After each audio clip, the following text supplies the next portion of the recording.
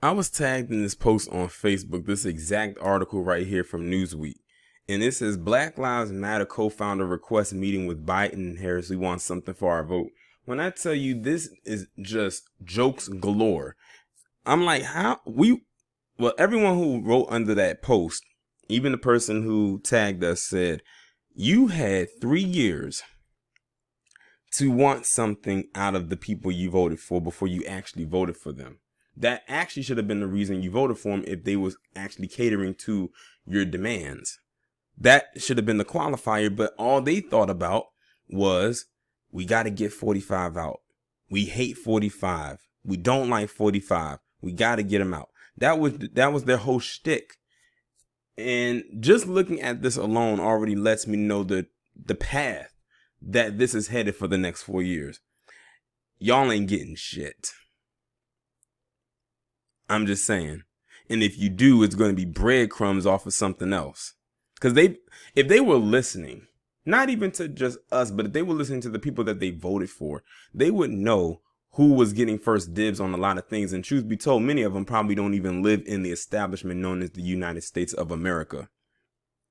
But this is why I said that 45 supporters back in 2016 are no different than the Biden-Harris supporters of 2020. Because in 2016, the Trump supporters back then were saying, we're on this tip. We got to get them out of here. We got to deport. We got to build the wall. This year with Biden and Harris, we got to get 45 out. The only difference between you and them is that they actually got something slightly out of the deal. Actually, they got something more out of the deal. Y'all, on the other hand, I don't know.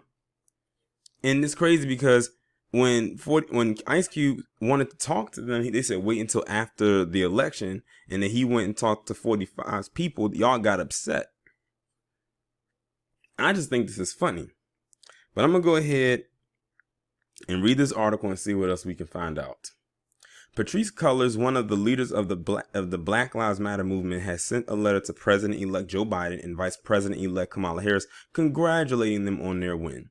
Cullors also requested a meeting with the pair to discuss the expectations that we have for your administration and the commitments that must be made to black people. And I'm willing to bet that whatever was in that letter to get something for their vote probably has nothing to do with reparations. I'm almost guaranteeing it.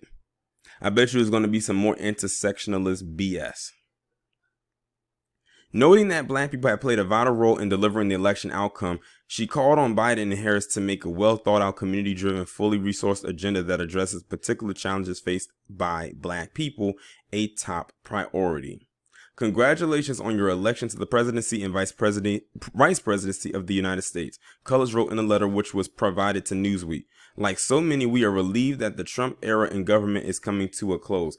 That doesn't mean that the remnants of it is going to fade away ever so quickly. And see, that's the thing that many of these Biden-Harris supporters, like this Patrisse Cullors, doesn't seem to understand. Just because one is out and another one is in does not mean that the atmosphere completely changes overnight. That's not how it works. Cullors said Black Lives Matter wants to be actively engaged in the Biden-Harris transition team's planning and policy work. Without the resounding support of black people, we will be saddled with a very different electoral outcome, Cullors wrote. In short, black people won this election. And we have to be very careful. No, they have to be very careful with how they phrase that. Because when you constantly say black people won this election, with how a lot of these 45 supporters are feeling right now with this voter fraud conversation, that makes black people an open target, and too many of the people who are black who support Joe Biden and Kamala Harris don't seem to understand that you're literally sending pretty much a very open invitation for them to come to attack any black person, even if they didn't support them.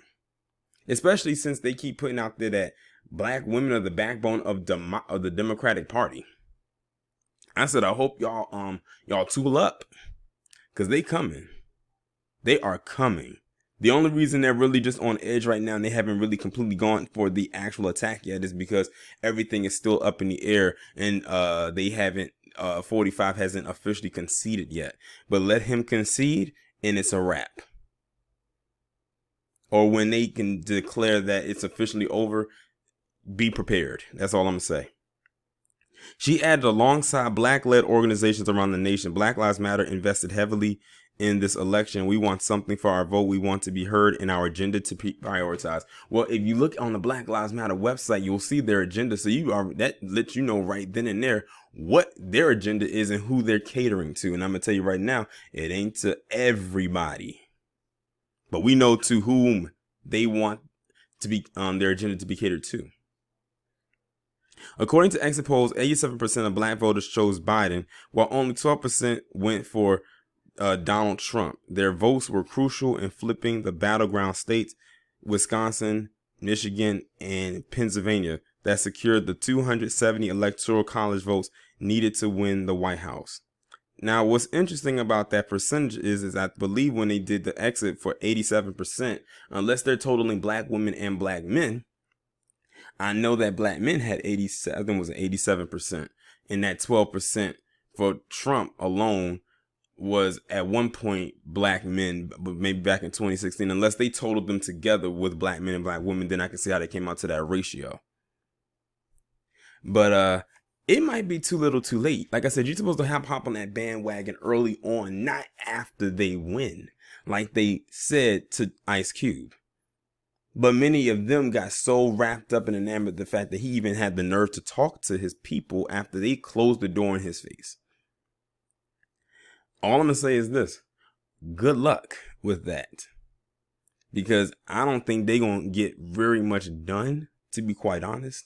Look at what happened with Doug Jones. I'm still trying to figure out what down in Alabama, and to my knowledge, he didn't even get reelected. But I'm trying to figure out what in Alabama did he do for black women when he got elected to his position 4 years ago, considering, what they did for him, because I don't know. I've never heard of it. I can't pinpoint one black woman who lives in Alabama who can tell me what he did specifically for them. This is why I did not pick either one of them, which makes this commentaries that I'm doing on topics such as these that much easier to do. But as far as I am concerned, this is their fight. I have no dog in this. And they're going to be, this is going to be 4 years of disappointment for a lot of people. For a lot of people. I'm just going to kick my feet up, get my popcorn, get whatever it is I want to drink on, and just laugh at this clown show that's another one that's about to present itself to us. And that's it. Y'all let me know what y'all think down in the comments.